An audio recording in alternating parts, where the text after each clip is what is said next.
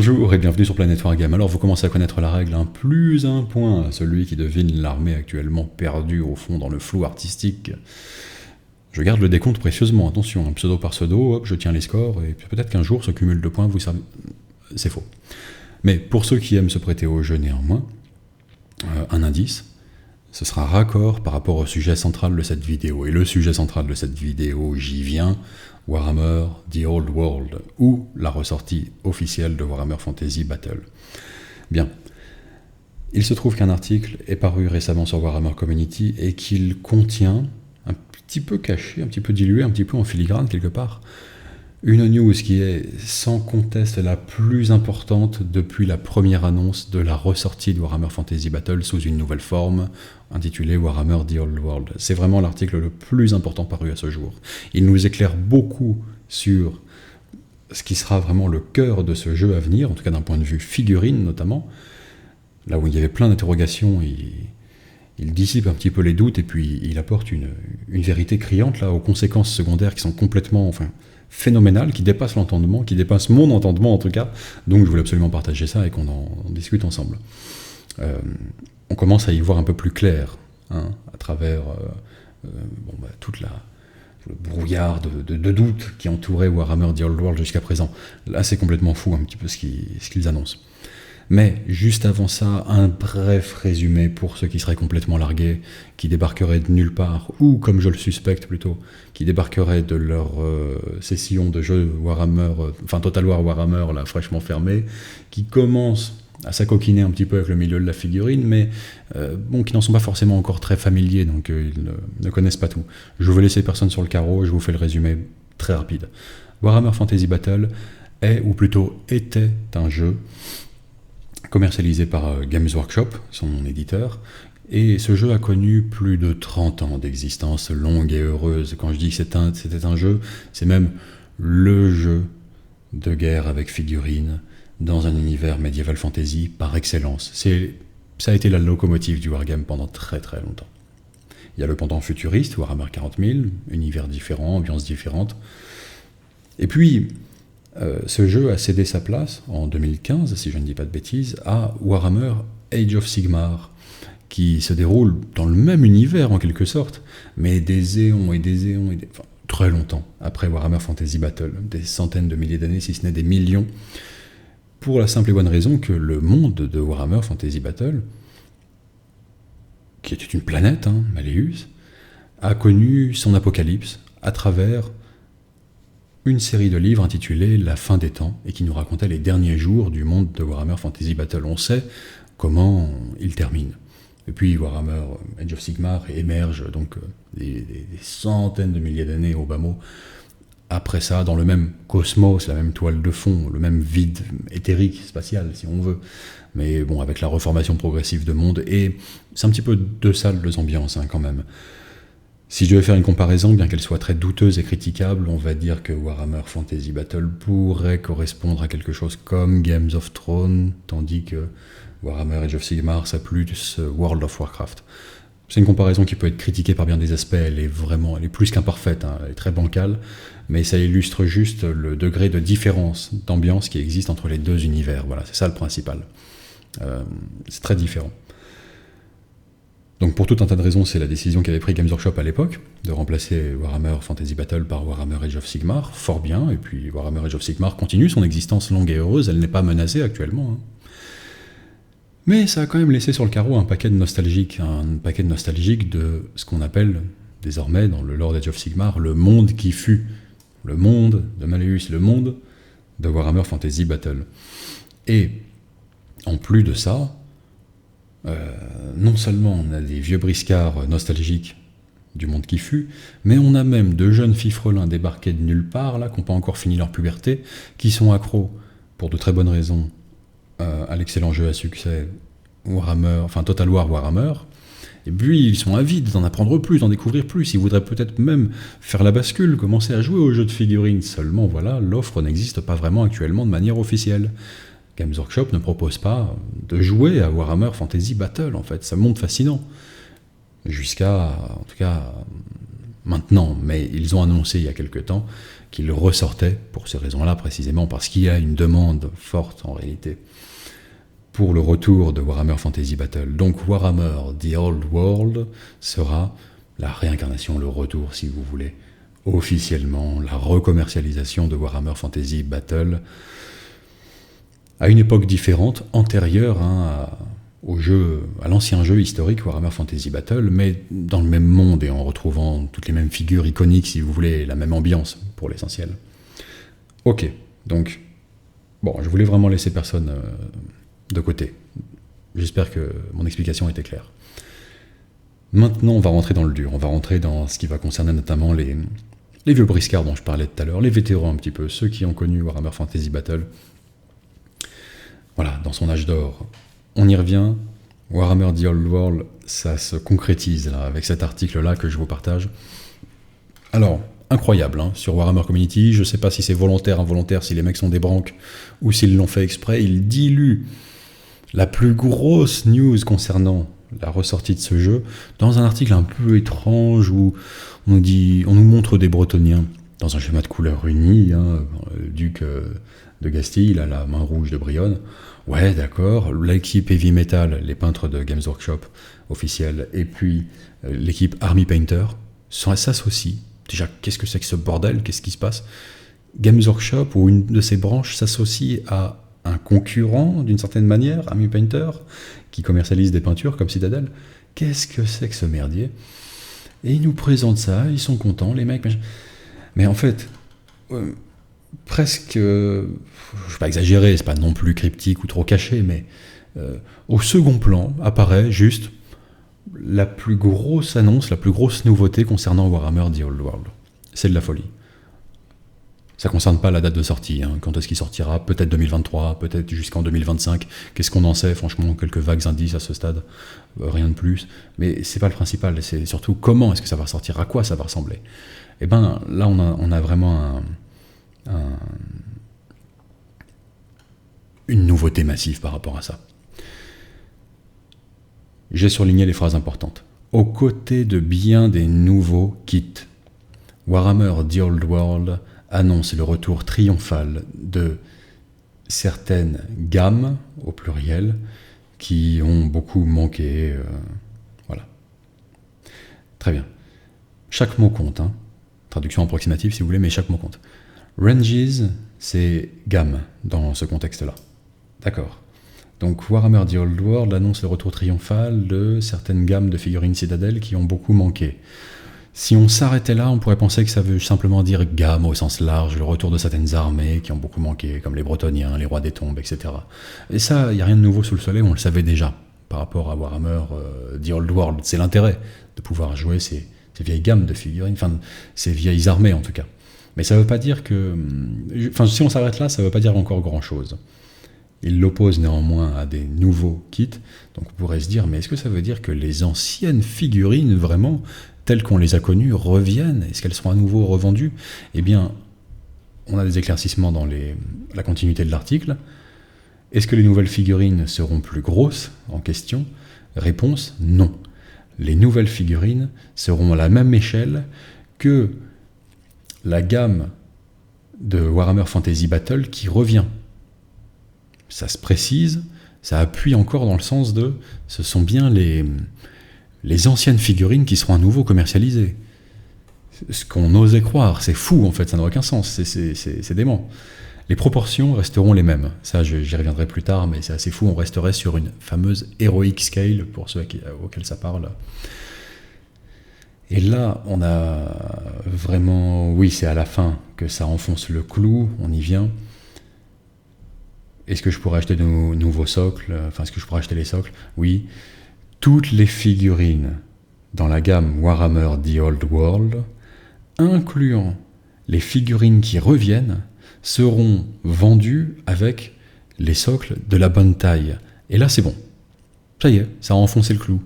Donc, ça signifie que ce sont bel et bien les anciennes figurines, je vais reprendre les petits chevaliers bretoniens là, celles-ci qui seront vendues officiellement par Games Workshop à nouveau, telles qu'on les avait laissées.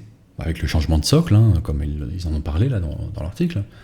avec des socles aux dimensions mises à jour. C'est le seul changement drastique, en fait, on va dire, par rapport à l'ancienne gamme. Oui, il y aura de nouvelles figurines à côté, il y en aura sans doute beaucoup, mais le cœur de la gamme pour pas mal d'armées sera constitué par les anciennes figurines, les anciens kits plastiques, tels quels.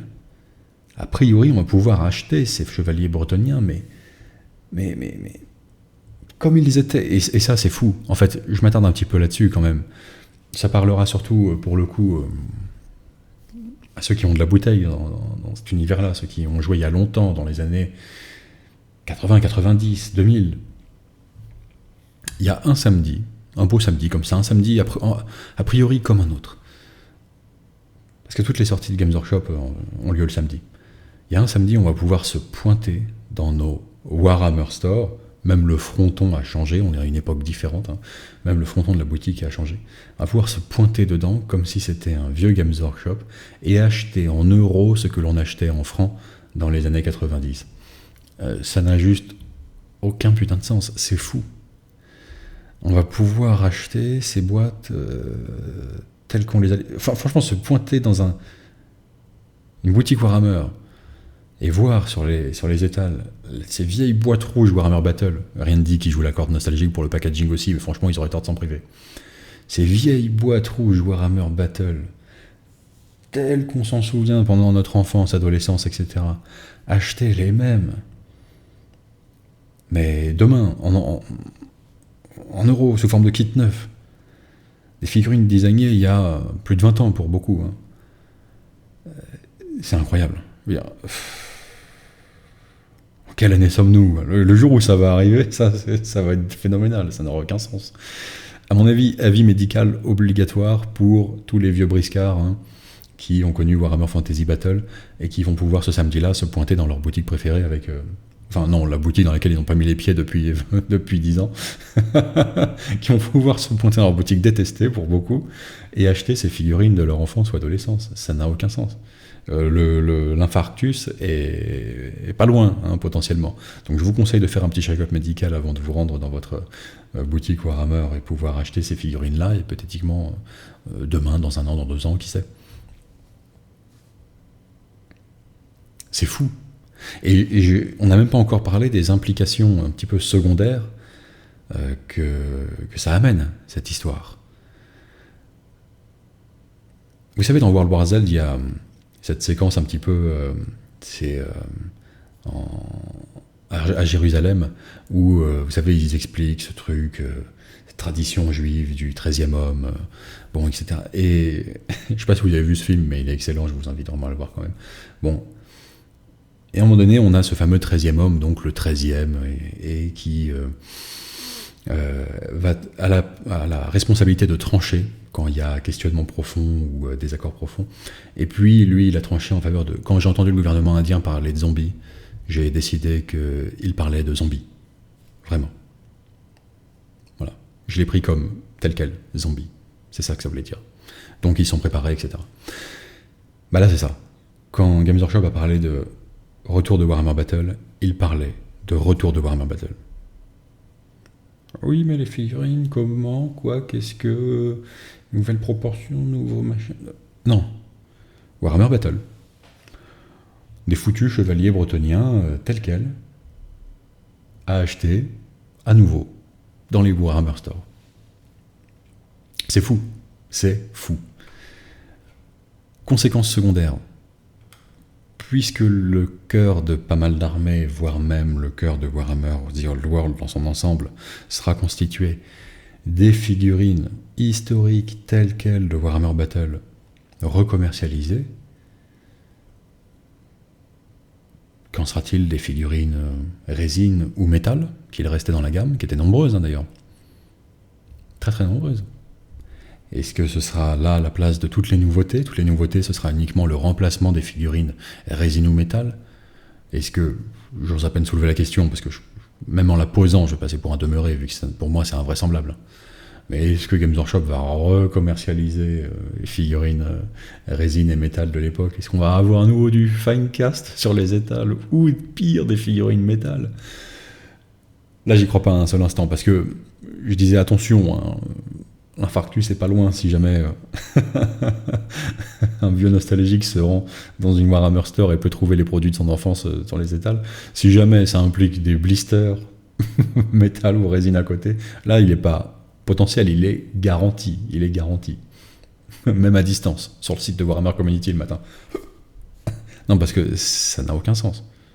Ça n'a aucun sens.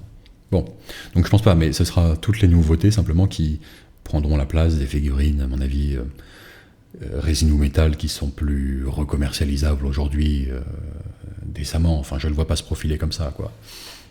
Ce serait fou, quand même. Vraiment, le jour où ça arrive, si ça implique aussi les blisters, alors là, il faut en faire un événement.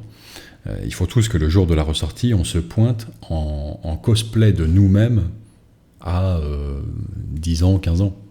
C'est obligatoire. Puisque c'est un total retour vers le futur qu'on va vivre. Enfin, ça sera complètement fou. Ça sera complètement fou. Donc sortez les East Pack avec les pics facultatifs sur les bretelles. Sortez vos baladeurs MP3, sortez vos meilleurs Vans, chaussez vos meilleurs Vans, ou ce genre de truc. Ça n'a aucun sens. Ça n'a aucun sens. Allez hop, tous en converse, casque sur les oreilles, et c'est reparti. C'est reparti comme en 90. Donc, il y a aussi d'autres conséquences secondaires. On va les soulever ensemble. D'abord, dans un article précédent, je fais observer que on avait vu des sculptures 3D de nouvelles figurines qui devraient sortir pour Warhammer The Old World, ce qui nous mettait encore une fois sur une piste trompeuse. On se disait, bah oui, toute la gamme va être refaite, elle va être réinventée, elle va être... soit au mieux, on aura toute une gamme plastique qui sera vendue comme Core Games chez les boutiques Games Workshop. Au pire, ce sera très restreint à Forge World et ça coûtera un bras, on pourra les trouver que sur Internet, ce sera 2 semaines de livraison, ce sera insupportable. Et c'est les 2 seules pistes sur lesquelles on partait. En fait, non. Le cœur de la gamme sera constitué des figurines qui constituaient le cœur de la gamme Warhammer Battle, tout simplement. Donc là, on avait un aperçu de pièces Roi des Tombes d'une part, et puis Bretonien d'autre part. Ok, moi je commençais à pressentir qu'il y avait un côté Heroic Scale. De quoi on parle quand on dit Heroic Scale, échelle héroïque? C'est le parti pris esthétique des sculpteurs de Games Workshop de ces années-là, qui consistait à surdimensionner quelques points focaux visuels sur les figurines pour qu'elles soient aussi utiles en termes de pions de jeu, qu'elles soient facilement identifiables. C'est-à-dire que les mains, les armes, la tête, le visage sont disproportionnés. Ils sont beaucoup plus accentués, plus gros par rapport au reste du corps sur les figurines, pour qu'on puisse les identifier tout simplement à distance de jeu, en tendant un bras, à peu près c'est la distance de jeu typiquement. On les voit de loin, on capte leur regard, on voit leurs grosses tronches là, leurs grosses mains, leurs grosses armes. Voilà. C'est les proportions un petit peu Heroic Scale, le truc dont Games Workshop est revenu maintenant depuis assez longtemps. Pour Warhammer 40 000 et Warhammer Age of Sigmar, ils commercialisent des figurines proportionnées harmonieusement, on va dire, un petit peu comme des êtres humains classiques. Donc, je pressentais un petit côté Heroic Scale, un petit peu de retour dans cette sculpture, mais on m'a fait remarquer à l'époque que, non, enfin c'est des chevaliers, au bout d'un moment, un chevalier ça ressemble à un chevalier, le côté même un petit peu presque grossier dans la sculpture, quand même, avec des éléments très simples, finalement, ouais, ça représente ce que ça représente, donc on peut pas non plus faire de fantaisie, de trucs complètement fous avec un concept assez simple. Ok. Non, en fait, c'est vraiment conçu pour être harmonieux avec les anciennes figurines. Dans l'article précédent, ils nous disent que toutes les nouvelles figurines seront donc faites non seulement à la même taille que les anciennes, mais en plus, a priori, avec les mêmes proportions. Si tant est que le mot... Voilà, proportion remain the same. Vous voyez ici. Si tant est que ce mot les engage vraiment à respecter leurs paroles, on verra. Mais donc... plutôt grosse tête, grosse main, enfin ce côté pion identifiable de loin qui faisait un petit peu la patte, la signature des Sculptor Games, et dans une certaine mesure le charme aussi de cette gamme de figurines. Bon, donc Oldhammer is the new Warhammer. Voilà ce qu'il y a à retenir de cette vidéo. Oldhammer is the new Warhammer.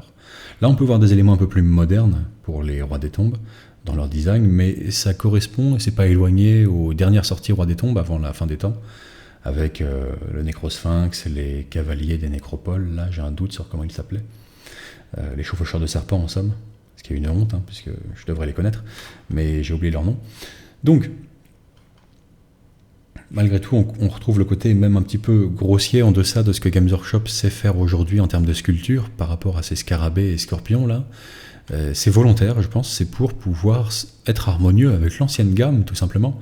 Mais pourquoi est-ce qu'ils sortiraient des casques, des boucliers et puis des armes de chevaliers bretoniens si jamais le principe est que l'on puisse acheter ces chevaliers bretoniens tels qu'ils étaient? Alors, deux possibilités, soit ça correspondra aux chevaliers des royaumes à pied, en plastique, comme nouveauté, mais qui auront la même gueule, le même design que les chevaliers à cheval, historique de Warhammer Battle, quoi. Ou alors, ça peut être autre chose, un peu du même acabit, une nouveauté, mais qui vient remplir une place qui était occupée par des figurines métal ou résine précédemment. Les chevaliers de la quête, par exemple, peuvent faire penser à ça. Ils sont souvent représentés avec des épées, contrairement aux chevaliers des royaumes qu'on voit presque systématiquement même systématiquement avec les lances.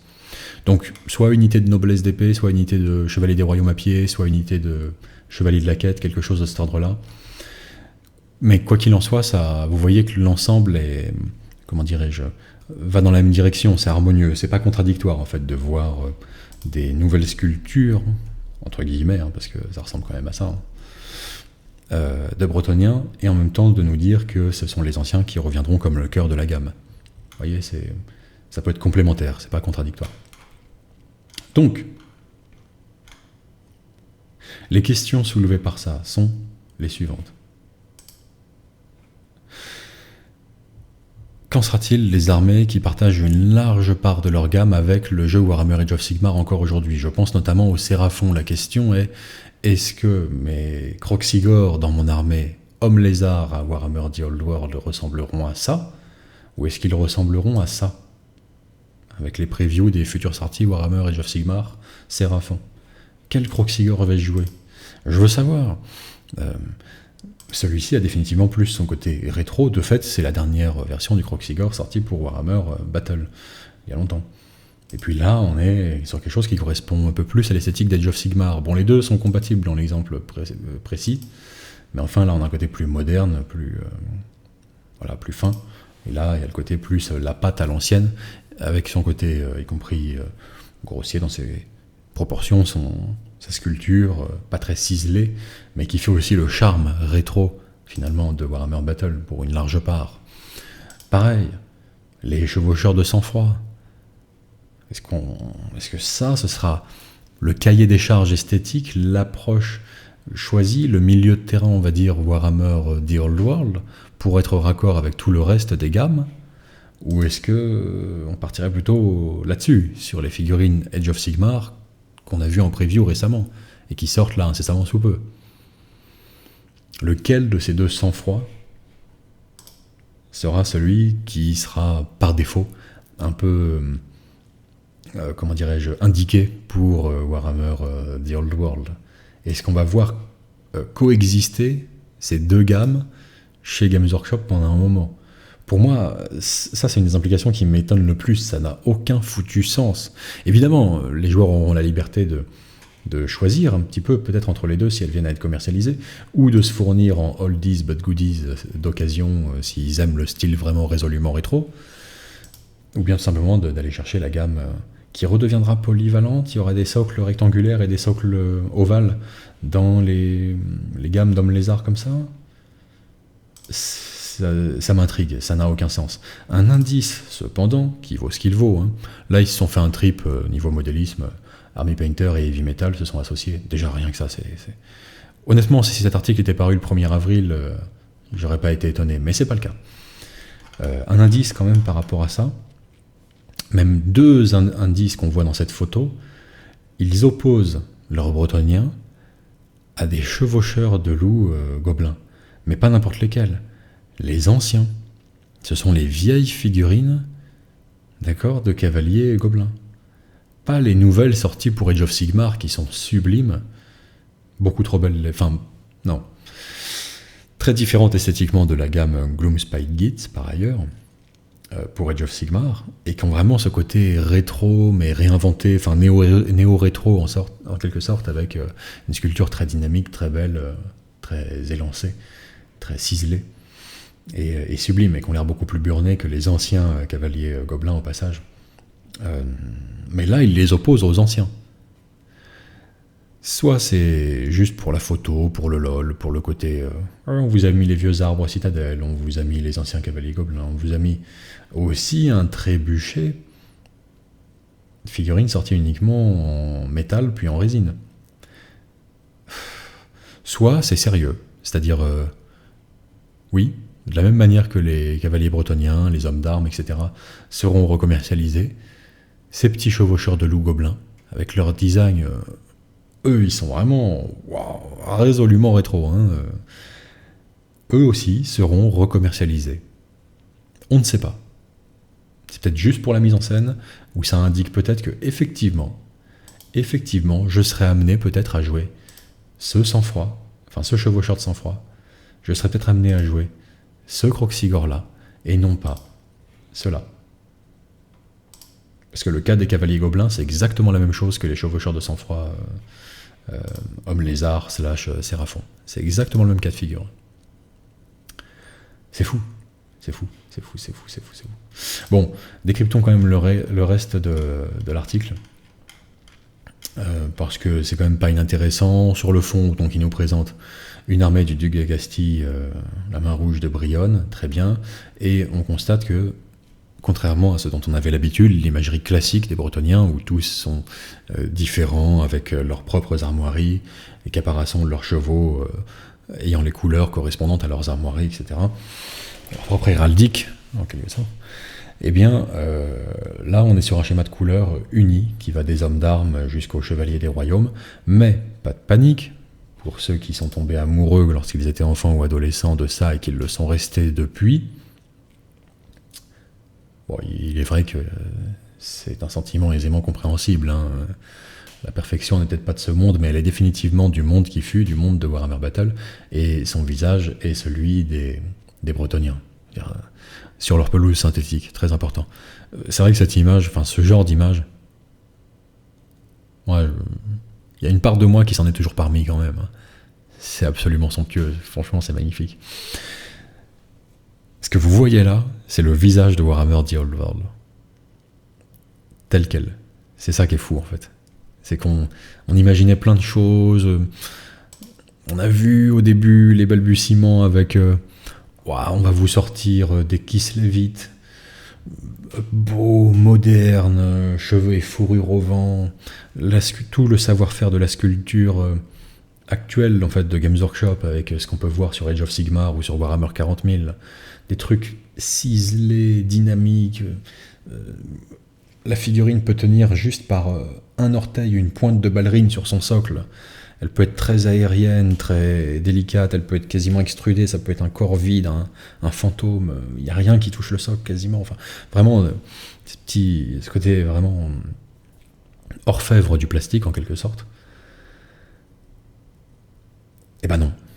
Enfin, on a vu ça, on nous a parlé de Catet, la grande Catet, qui serait aussi... voilà. On imaginait tout ça de manière moderne. Non. Non. On reste foutrement moyenâgeux, monseigneur, avec ce look, ces proportions, ces sculptures même, que j'oserais qualifier d'un peu approximatives si on les compare à des figurines modernes, objectivement. Ben, j'entends, moi aussi j'ai ma part de nostalgie et d'amour pour certaines vieilles figurines de Warhammer Battle. Clairement, la nostalgie est assumée, consommée, il n'y a pas de souci. Mais si objectivement vous comparez une figurine Warhammer Battle à une figurine Age of Sigmar récente, le fossé qui sépare les deux en termes techniques, en termes même de talent aussi tout simplement, enfin le fait d'être passé de sculpture physique pour les masters à de la modélisation 3D, quand même ça change la donne, hein. Donc il y a un fossé qui sépare les deux, quoi. Mais encore une fois, je reviens à mon truc du 13e homme, vous avez voulu Warhammer Battle, on vous donne Warhammer Battle. C'est littéralement ce qu'ils avaient en tête depuis le début finalement. Sauf si, encore une fois, cet article est écrit avec les pieds et véhicule de fausses idées, ou si je suis complètement attardé, ce qui n'est pas exclu, hein. Mais c'est l'un des deux, si vous voulez. Et la troisième solution, la plus vraisemblable, c'est quand même que ce que je lis là noir sur blanc soit ce qu'il y a à en comprendre, hein. Il n'y a pas de problème d'interprétation ou de problème de rédaction de la part de Games. C'est vraiment ça qu'ils ont en tête pour Warhammer The Old World. Voilà. Bon, que dire par rapport à ça de plus? Oui, on n'a pas fini tout à fait de décrypter l'article. Rassurez-vous, vous pourrez jouer toujours vos Bretonniens avec un schéma de couleurs bigarré, chacun ayant son héraldique personnel, puisque les règles vous proposeront de jouer des exilés ou des armées de croisade. Les armées d'exilés vous permettent de vous concentrer sur des chevaliers déshonorés, et l'apparence sera donc disparate, tandis que les armées de croisade se concentrent sur l'idée d'une glorieuse croisade, hein, qui se forme quand les chevaliers de toute la Bretonnie répondent à l'appel à la quête, et ces schémas peuvent être vraiment colorés en effet, ainsi qu'individuels, comme une armée bretonnienne classique. En fait, ils voulaient juste donner, ils nous le disent ici, hein, la chance aux futurs joueurs de The Old World de pouvoir jouer une armée, peindre une armée bretonnienne de manière unie. Voilà. Ce qui est plus simple d'un point de vue peinture, et puis correspond au goût de certains d'avoir une certaine harmonie dans son armée. Mais vous pourrez tout à fait jouer, comme d'hab, voilà, l'armée multicolore bretonnienne qu'on connaît et qu'on affectionne. Le principal changement finalement par rapport à l'ancienne gamme concernera les socles. Ils seront plus grands, tous plus grands, quasiment tous plus grands en tout cas. Notamment le socle 20 mm pour la petite infanterie, qui passera maintenant à du 25 mm. Pourquoi est-ce qu'ils ont fait ça? Ils s'en justifient ici. C'est pour pouvoir à la fois rendre plus simple l'assemblage entre guillemets de ces figurines sous forme de régiment, parce que c'était un casse-tête pour certaines figurines, comme ils le disent ici, designées dans les années 90-2000, de les assembler sous leur forme de pavés de régiment, hein, les mettre sur leur socle régimentaire, étant donné que ça devenait un puzzle à partir du moment où les figurines dépassaient de leur socle. Ah, telle lance doit aller ici, précisément, deuxième rang, troisième colonne, pour que l'ensemble de la structure tienne. C'était compliqué, c'était chiant. C'est pas faux, hein, on peut que leur donner raison là-dessus. Donc ils agrandissent les socles, ils profitent de l'occasion pour agrandir les socles, et puis ils voulaient également que le dernier rang soit plus visible, et pas forcément le nez collé au dos du rang qui les précédait. Voilà les justifications qu'ils donnent. C'était le bon moment pour modifier ça, améliorer ça. Ils s'en emparent, très bien. Sauf que, une bonne chose par rapport à ça, et ils en parlent plus loin, c'est que ça reste Warhammer Battle, les amis. Donc, l'arrachage de cheveux dû au resoclage pour pouvoir être raccord avec les nouvelles règles du jeu est vraiment à relativiser pour une raison très simple qui est la suivante: il existe des socles régimentaires. Enfin, c'est la base même de Warhammer Battle, c'est ce qui est le plus emblématique de ce jeu-là, c'est les fameux pavés d'infanterie. Ces socles régimentaires qui viennent se glisser sous l'ensemble des socles et donnent une structure de rectangle à l'ensemble de l'unité. Il vous suffira tout simplement de substituer ce socle régimentaire par un socle régimentaire aux nouvelles dimensions, sans avoir besoin de resocler vos figurines individuellement. En dehors peut-être du cas des héros, éventuellement, ceux qui ne rejoignent pas les unités, mais vraiment les héros à part, où là, forcément, il faudra retravailler un petit peu le socle, si vous voulez correspondre aux nouvelles dimensions. On nous précise quand même, ici, là, ai-je besoin de resocler ma vieille armée? En gros, si vous jouez à la maison, tranquille, le jeu apéro, sympa, jeu narratif, jeu casual, que sais-je, il n'y a pas de problème. Si vous voulez jouer de manière compétitive, il faudra bien prendre en compte les nouvelles règles du jeu, hein, pour que ce soit quand même une norme, une nomenclature qui corresponde à tout le monde. Donc, il s'agira de resocler vos figurines pour jouer à du jeu compétitif, mais encore une fois, pour tous les pavés d'infanterie, les unités de monstres par 3, etc., enfin, tous ces trucs-là, il n'y a pas de question de resocler les figurines individuellement, puisqu'il suffit de glisser un socle régimentaire plus grand en dessous, finalement. Ok. Donc pas de panique. Ce sera même le moment d'être créatif et ce sera assez sympathique. Le temps un peu des unit fillers, pour ceux à qui ça parle, revient. Il s'agira de meubler un petit peu ce socle régimentaire plus grand si vous avez soclé votre infanterie en 20 mm. Ok.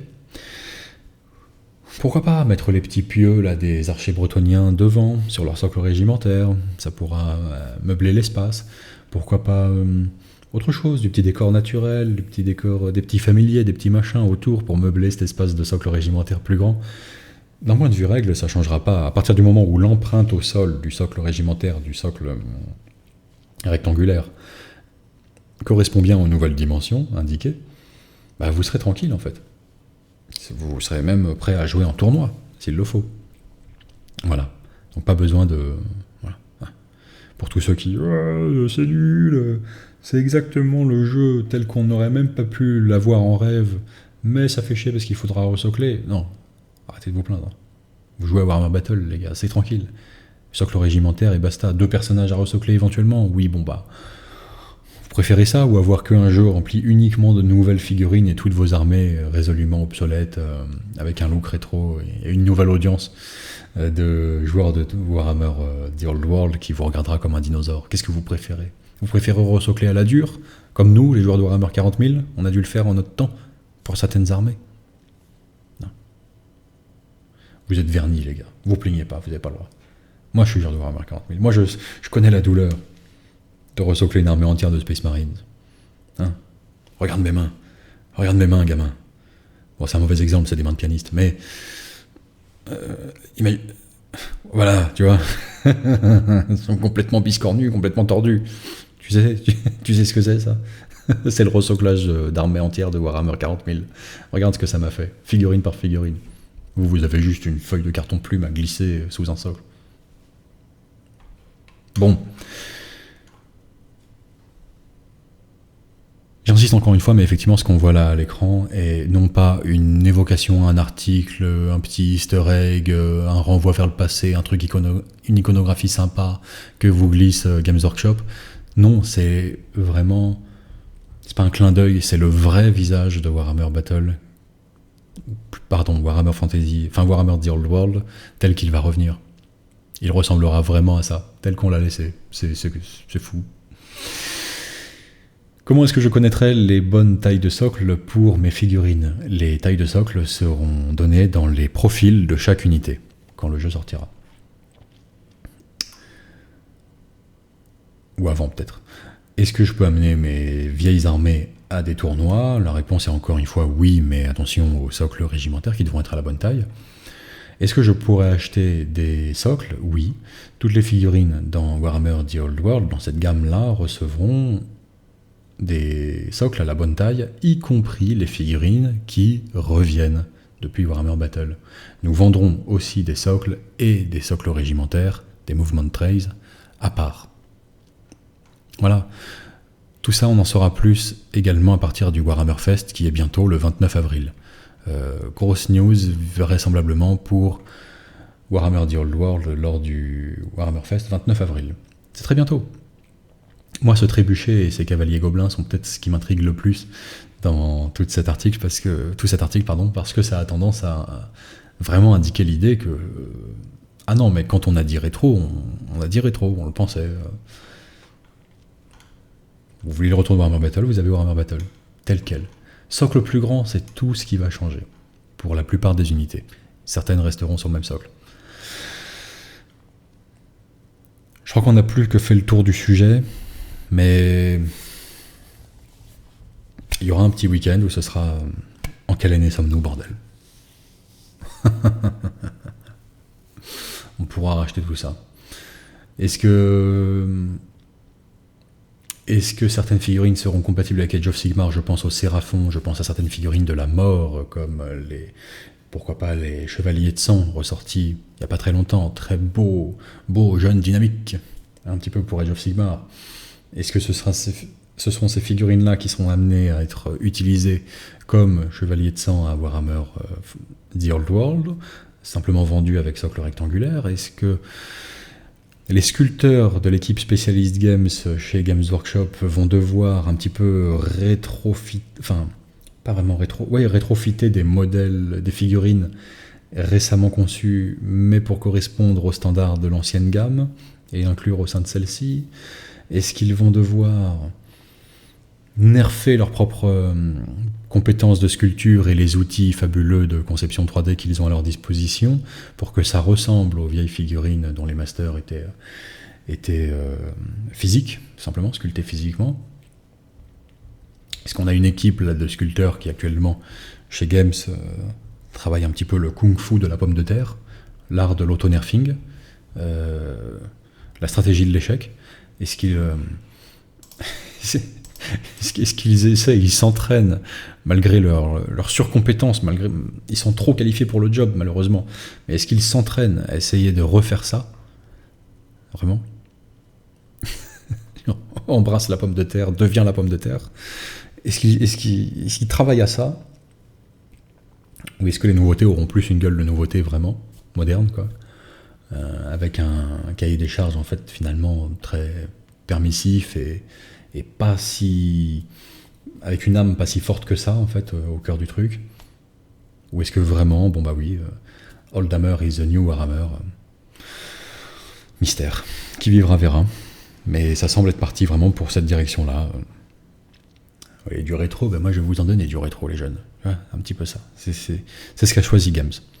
Ou tout simplement, lors d'un déménagement un aménagement de leur factory à Nottingham, il y a un mec, un stagiaire, qui a buté le pied dans un tas de métal qui était sous une bâche. Et c'est quoi ça? Ah, tous les moules de presse à injecter Warhammer Battle. Bien.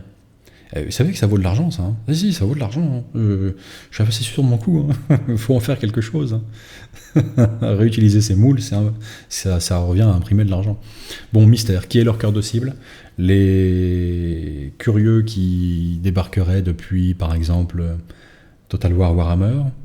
Est-ce que c'est plutôt les vieux de la vieille qui ne pourront pas résister à l'offre trop allégeante de voir les figurines de leur enfance ressortir?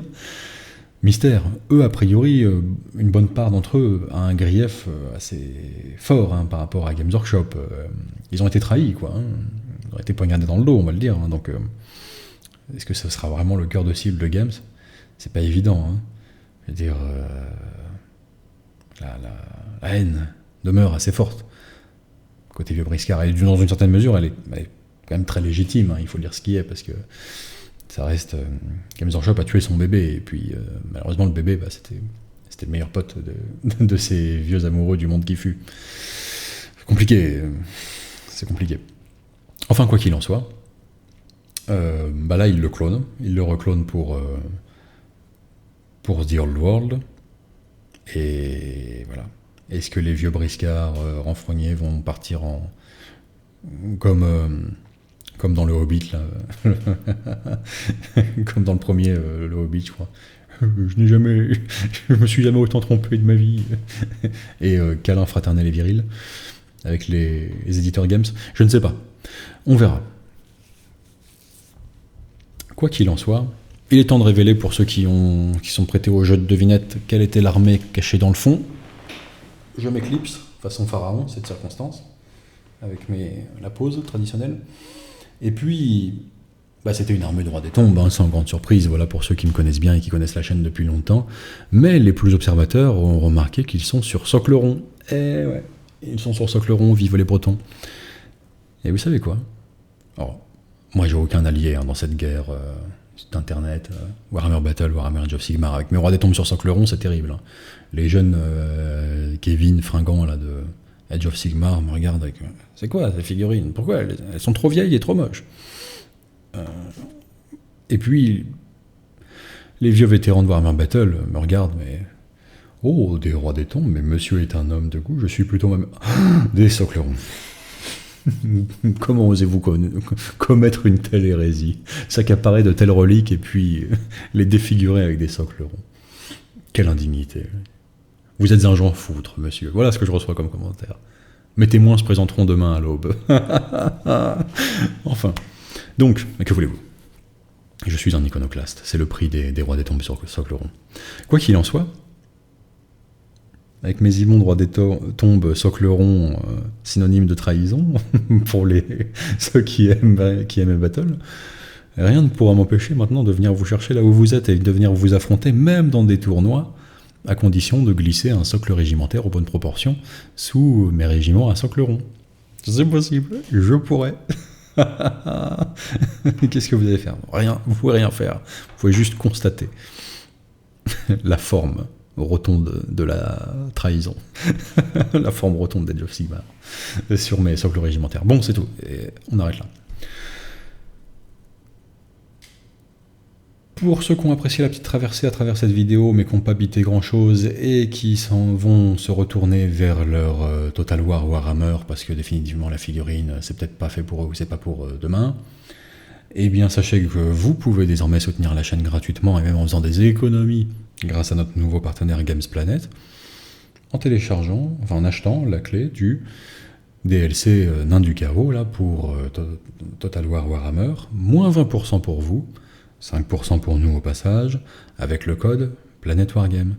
Games Planet, Planet Wargame, on était fait pour s'entendre, c'est désormais chose faite.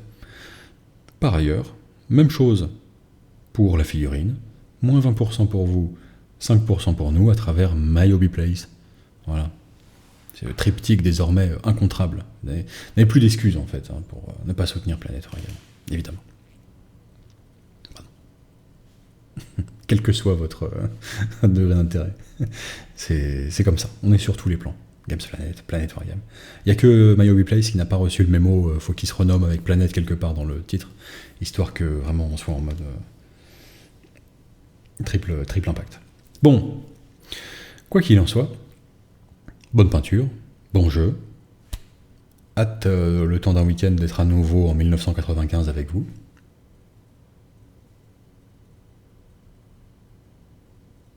Et à la prochaine.